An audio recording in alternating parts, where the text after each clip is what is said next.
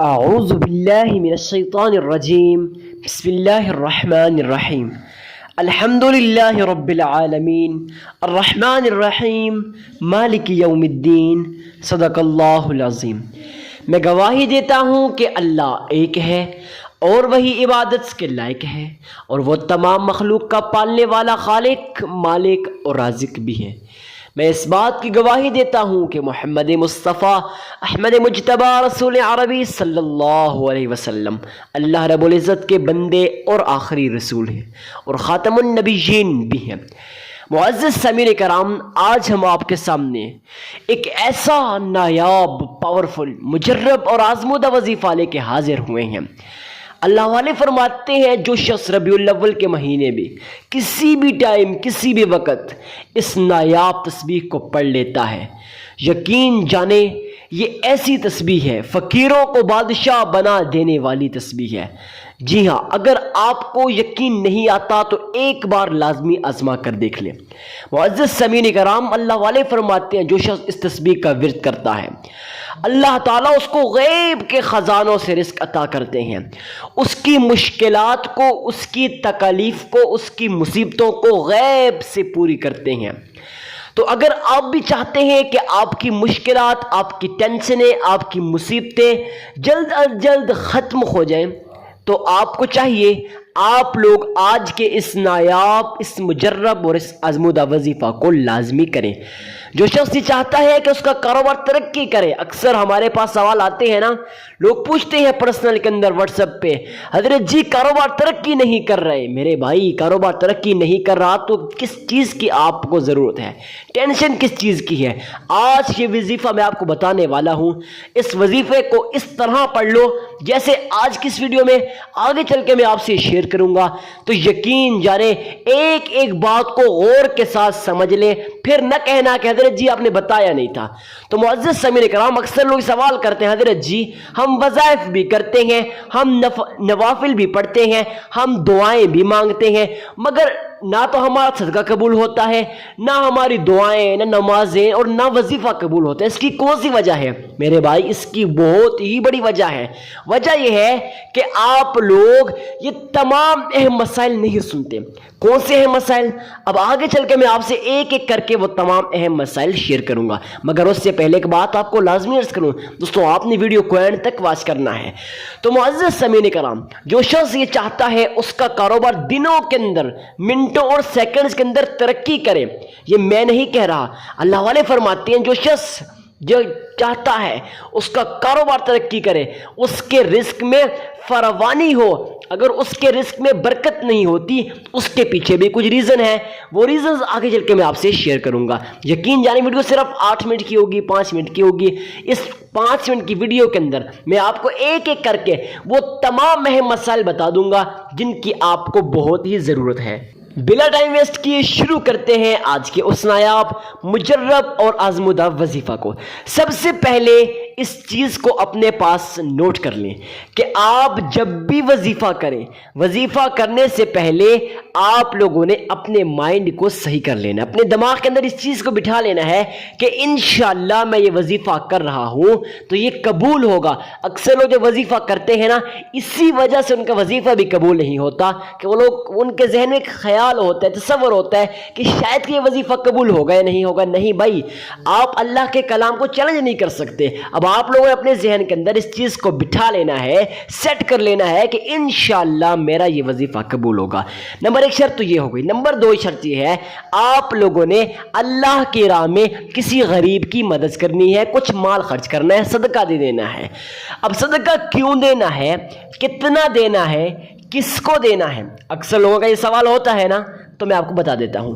صدقہ دینا اس وجہ سے ہے، نمبر 2 فائدے۔ نمبر 1 فائدہ تو یہ ہے، صدقہ دینے سے کسی غریب مسلمان بھائی کی مدد ہو جاتی ہے، اور آپ کو تو پتہ ہے اللہ تعالیٰ فرماتے ہیں جو شخص دنیا کے اندر کسی غریب کی مدد کرتا ہے، میں اس کی مدد کرتا ہوں، غیب کے خزانوں سے رزق عطا کرتا ہوں، ایسی جگہ سے رزق عطا کرتا ہوں جہاں سے اس کا وہم و گمان بھی نہیں ہوتا، آپ کے ذہن میں بھی نہیں ہوگا، وہم و گمان کے اندر بھی نہیں ہوگا۔ اتنا رزق آیا، مگر کہاں سے آیا اور کیسے آیا؟ اس کے پیچھے جو بڑی وجہ ہے وہ آپ کا دیا ہوا مال ہے، صدقہ ہے۔ اب آپ لوگ، نمبر 2 فائدہ، نمبر 2 فائدہ یہ ہے کہ جب آپ صدقہ دے دیتے ہیں اس سے آپ کا وظیفہ قبول ہونے کی کافی زیادہ جو شرطیں پوری ہو جاتی ہیں۔ اب آپ لوگوں نے صدقہ دینا ہے، کس کو دینا ہے اور کتنا دینا ہے؟ نمبر 1، اب آپ نے صدقہ دینا کسی غریب کو ہے۔ کس کو دینا ہے؟ کسی غریب، کسی مسکین، کسی عاجز، کسی فقیر اور کسی لاچار کو دینا ہے۔ ان لوگوں کو صدقہ کیوں دینا ہے؟ کیونکہ یہ لوگ آپ کے صدقے کے محتاج ہوتے ہیں۔ اب نمبر 2 بات یہ ہے کہ صدقہ دینا کتنا ہے؟ تو جتنی بھی آپ کی استطاعت ہو، اپنی استطاعت کے مطابق، کوئی خاص لیمٹس نہیں ہے، جتنی بھی استطاعت ہے اس کے مطابق صدقہ دے دیں۔ اگر 1 روپے 1 آنے کی ہے وہ بھی اللہ کی راہ میں خرچ کریں۔ صدقہ دے دیا، اس کے بعد آپ لوگوں نے اللہ کے حضور درود ابراہیمی کو پڑھنا ہے۔ اب جو پیچھے جو باتیں ہو چکی ان کو آئی ہوپ آپ کو سمجھ آ گئی ہوگی۔ اب آگے سنیں، اب آپ نے 3 مرتبہ درود ابراہیمی کو پڑھنا ہے۔ کتنی مرتبہ؟ 3 مرتبہ۔ کیسے پڑھنا ہے؟ آپ لوگوں نے اپنے ذہن کے اندر یہ خیال پیدا کرنا ہے گویا آپ روضہ رسول کی جالیوں کے سامنے کھڑے ہو، محمد مصطفیٰ احمد مجتبی رسول عربی صلی اللہ علیہ وسلم آپ کے اس درود ابراہیمی کو سن رہے ہیں۔ جی ہاں، اب آپ لوگوں نے اس طرح سے 3 مرتبہ درود ابراہیمی پڑھ لینا ہے۔ اکثر لوگ کمنٹ سیکشن میں پوچھتے ہیں پرسن کے اندر، جی آپ بتا تو دیتے ہیں اتنی بار پڑھنا ہے لیکن ہمیں پڑھنا جو نہیں آتا۔ آپ نے ایک ویڈیو کے اندر کہا تھا جس شخص کا تلفظ ٹھیک نہیں ہے اس کا وظیفہ قبول نہیں ہوگا، تو میں آپ کو 1 مرتبہ پڑھ کے بھی بتا دیتا ہوں۔ اللہم صلی علی محمد وعلی آل محمد کما صلیت علی ابراہیم وعلی آل ابراہیم انکا حمید مجید۔ اللہم بارک علی محمد وعلى آل محمد كما باركت على إبراهيم وعلى آل إبراهيم إنك حمید مجید۔ معزز سامعین کرام، آپ لوگوں نے اللہ کے حضور 3 مرتبہ درود ابراہیمی کو پڑھ لینا ہے۔ پڑھنے کے بعد آپ لوگوں نے یہ نایاب تسبیح اب کہاں بیٹھ کے پڑھنا ہے؟ یہ بہت ہی امپورٹنٹ کویسچن ہے۔